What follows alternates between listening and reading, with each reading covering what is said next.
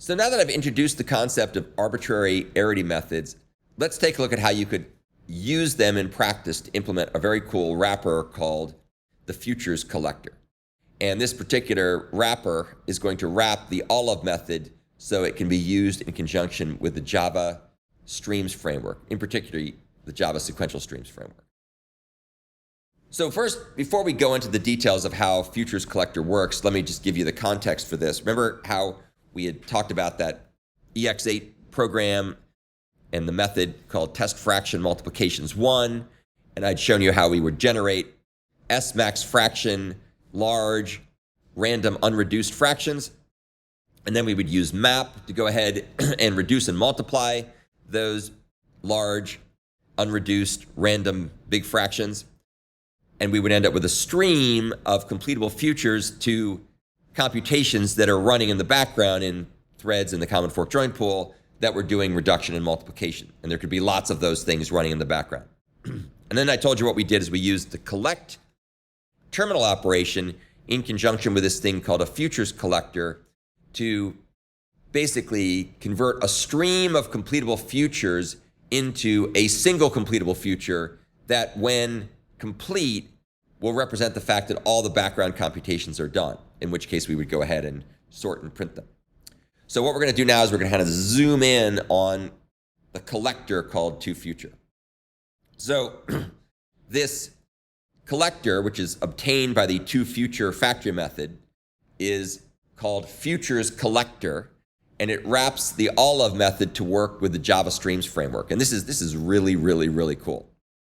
So first of all, here's what FuturesCollector looks like. As you can see, FuturesCollector is a generic class, and it converts the stream of completable futures that come from, in this case, map, into a single completable future that's triggered when all the completable futures in the stream complete. So that's its behavior.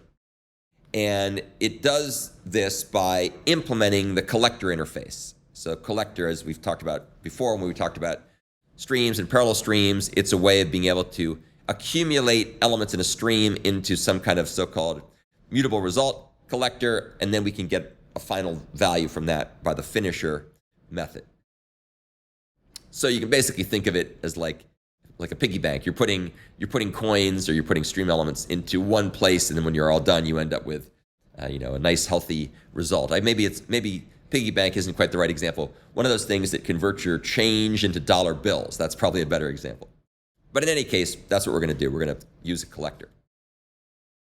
This collector provides an incredibly powerful wrapper for what would otherwise be complex code. And you'll see when we look at the implementation what I'm talking about in just a moment. So here's the FuturesCollector. Here's the class header, if you will. And you can see FuturesCollector is a generic class that implements the collector interface. So it basically is what it's doing is it's implementing a so-called custom collector. And there are 3 parameters that are being passed to collector that are being used to implement this. The first parameter is a completable future to a T, where T is a generic type, and that's defining the type of input elements in the stream. So we have a stream of completable futures to elements of type T. The second parameter is defining the type of the mutable result container. And this is, in this case, it's going to be a list of completable futures to elements of type T. And then the third and final parameter is completable future to list of T. And this is the result that will be emitted by the finisher method after everything has been collected. So finisher at long last actually does something useful. Usually finisher just returns the underlying mutable result container without transforming it in any way. But in this case, it's actually going to do something very important and very powerful. And it's going to return a completable future to a list of T. So let's take a look at some of the methods. These are the easy ones. These look pretty much like any other collector you're ever likely to run across.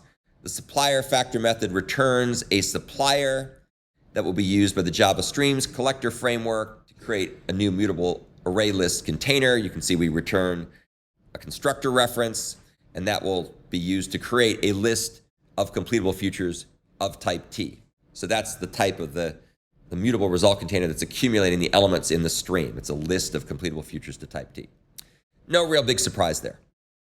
The second method is called accumulator, and this is also a factor method, and it returns a by consumer that's used by the Java Streams collector framework to add a new completable future to the mutable array list container.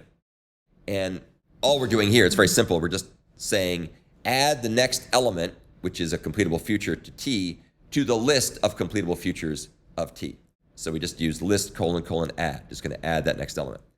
And this method is only ever called in a single thread. So there's actually no locks needed at all. So no need for any synchronizer here. It's only ever called in one thread. We're only using it in a single, in a sequential stream, but even if we use it in a parallel stream, it would still be fine.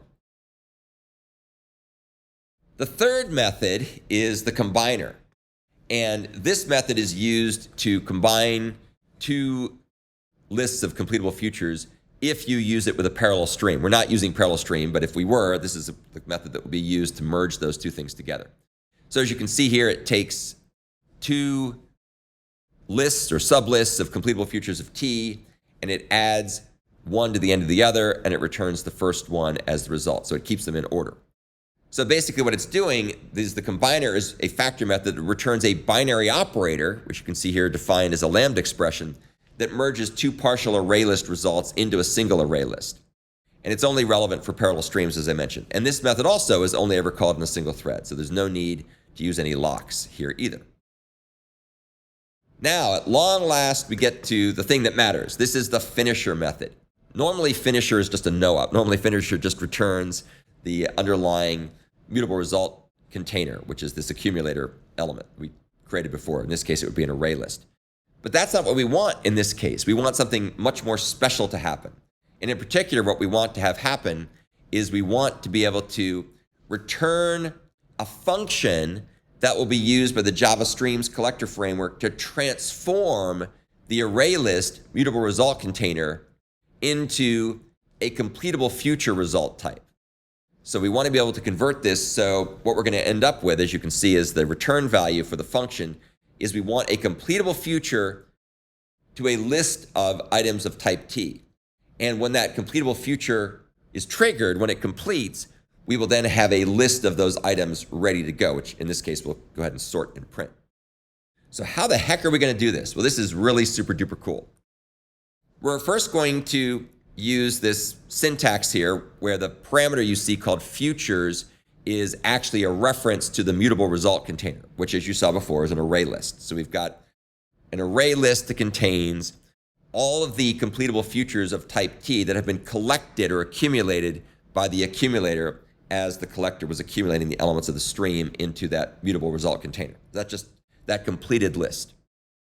And then we're going to use the completable future all of method. Remember, that's the arbitrary arity method.